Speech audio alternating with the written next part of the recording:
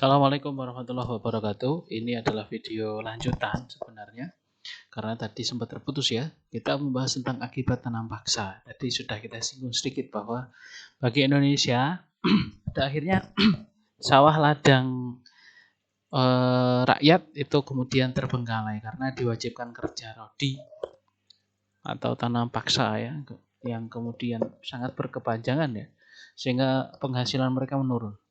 Beban rakyat semakin berat karena harus menyerahkan sebagian tanah dan hasil panennya, bayar pajak, mengikuti kerja rodi, dan menanggung risiko apabila gagal panen. Ini salah satu bentuk penyelewengannya. Kalau tadi ya risiko gagal panen ini di awal ketentuannya adalah ditanggung oleh pemerintah kolonial Belanda, tapi pada akhirnya gagal panen ini ditanggung oleh rakyat. Mereka harus membayar pajak, mengikuti kerja rodi, bahkan kalau gagal panen ditanggung mereka sendiri. Ya, bayangkan coba betapa susahnya itu. Sehingga kalau kita mau mengambil ibrohnya ya, manfaatnya, kita sekarang harus banyak-banyak bersyukur lah begitu. Karena dalam kondisi pandemi seperti ini kita masih bisa menghirup udara yang luar biasa, murni di Indonesia, di negeri tercinta, di lingkungan kita yang aman, tentram, damai. Mudah-mudahan Allah selalu memberikan rahmat dan taufik serta hidayah kepada kita ya, untuk selalu mampu bersyukur. Lanjut, bagi Belanda sendiri ya, pada akhirnya tanam paksa ini mendatangkan keuntungan dan kemakmuran rakyat Belanda. Hutang-hutang Belanda hampir terlunasi ya. Karena saat itu kita tahu, perlu kalian ketahui juga bahwa Belanda pada dasarnya masih berada di bawah kolonial Prancis. Ya, dia masih berada di bawah penjajahan Prancis. Ya.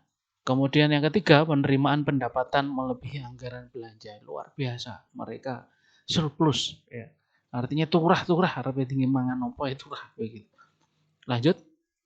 Nah, bagaimana dengan akhir tanam paksa? Ternyata ada beberapa tokoh dan golongan-golongan dari orang-orang Belanda yang ada di Indonesia. Salah satunya muncul dari golongan pengusaha. Golongan ini menghendaki kebebasan berusaha. Ya. Kemudian yang kedua ada tokoh yang namanya Baron van Hove. Beliau sering melontarkan kecaman terhadap pelaksanaan tanam paksa. Ia semakin gigih berjuang dan menuntut agar tanam paksa dihentikan atau dihapuskan. Coba kalian ikut membaca di LKS kalian. Jadi melihat tanpa membaca itu pun juga nol ya hasilnya ya. Jadi hanya mengikuti video dari saya tetapi tanpa membaca LKS ya kosong hasilnya nanti. Ya. Perintah pertama kepada Kanjeng Nabi itu apa? Iqra. Jadi baca. Ya, ingat kewajiban kita tidak untuk menjadi punya nilai yang paling bagus, tetapi kewajiban kita adalah untuk berusaha belajar. Yang ketiga adalah Edward Douwes Dekker. Ia seorang pejabat Belanda menjadi asisten residen. Residen itu semacam bupati begitu ya, tetapi kedudukannya tentu lebih tinggi karena memang kalau bupati ada sendiri.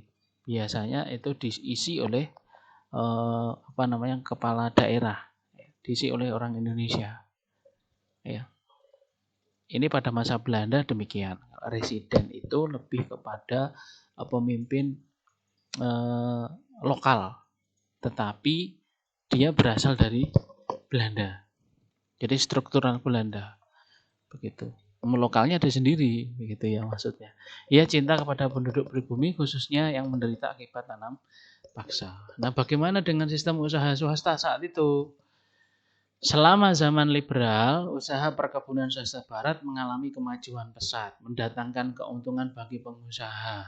Kenapa? Karena rakyat Indonesia di sisi lain dipaksa untuk menanam tanaman yang laku di pasaran Eropa. Itu.